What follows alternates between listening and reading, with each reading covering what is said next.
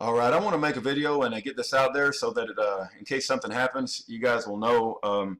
We'll see how this thing pans out in the future. But basically, what's happened is there's a guy by the name of Mr. Iglesias. Okay, 79 years old. He's from Cuba, and he wrote Schaeffer Cox a letter, and he said, "Hey, Schaeffer, what happened to you sounds really similar to what happened to me."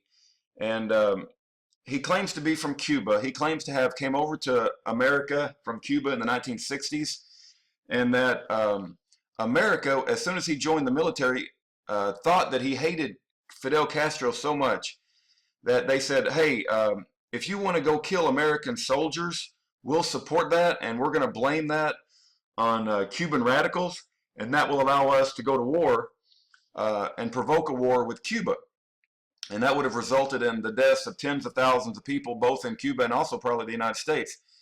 So the American government wanted to start a false flag operation, and they asked Mr. Iglesias to go because they felt that he probably had a deep hatred for Fidel Castro. They said, "Just go kill some American soldiers. We'll completely support it." And it may sound absolutely insane. Everything I'm saying is like, no, the American government would not support the killing of its own American soldiers as a false flag event to provoke a war to Cuba. Okay, you need to go read about Operation Northwoods, okay? And not only that, but this man wrote, Mr. Iglesias, who's 79 years old, who was personally involved and can personally testify that he was personally approached by the government while he was a member of the U.S. military to go do this. He wrote a letter to Schaeffer, and he said, "Hey, Schaeffer, what happened to you is they were trying to provoke you to violence, to kill members of the federal government, so the federal government would issue that as an excuse to go kill patriots." So they think that the government is a 100% criminal enterprise, and they can use people's hatred to provoke violence against the group that individual belongs to. So if if Micah Xavier Johnson, they probably used his hatred against white people and white cops, and now they're going to use that against groups that claim to be for black power. But in any event, I talked to Mr. Iglesias when Schaeffer told me about Mr. Iglesias. Of course, he had a return envelope. He had a return address on the mailer, and I wrote Mr. Iglesias a letter. And I said, "Hey, my name's Rudy. I'm a supporter of Schaeffer Cox. Here's my phone number. Give me a call." Well, last Saturday when I was walking around the lake, he gave me a call, and I talked to Mr. Iglesias for about 30 minutes. He said he's 79 years old now, and he don't care what happens anymore. He don't care about protecting his identity. He don't care about being safe. He wants to come out with the truth. And I said, well, and I was recording the conversation, but he said, "Hey, I don't want this to go public right now." He said he didn't want the conversation that I recorded around the lake to be made public. He said he wants to do a real interview. He wants me to read some articles that he's going to mail me, so I gave him my address.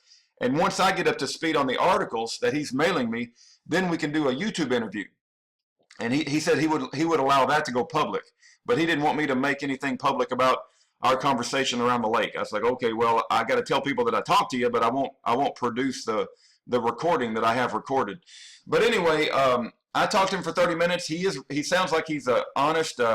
He's not a Christian, by the way. He doesn't sound like he's a Christian, but he did sound sincere in the story that happened to him, and he did sound like he would allow me to interview him at some point in the future. But he wants me to read these articles that he's mailing to me, and he sounds like he supports Schaeffer Cox. So at some point in the future, if you see me interviewing a non-Christian Cuban man who claims that the American government approached him and wanted him to murder American sailors so they could provoke a war on Fidel Castro with Cuba, you'll know what that's all about, and we'll see what comes of it. But up until that time, I'm going to make this video so you guys know what's brewing in the background.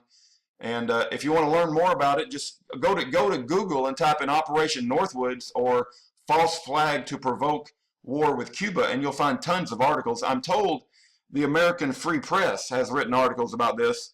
And anyway, if we get a chance to interview Mr. Iglesias, we certainly will. God bless everyone. And even though the government may do false flags, we got the truth. We got the truth of a mighty living God. He's given us the Bible. And our goal is to don't have any fear. Fear is contagious. but also courage and boldness and trust in the Lord Jesus Christ is contagious.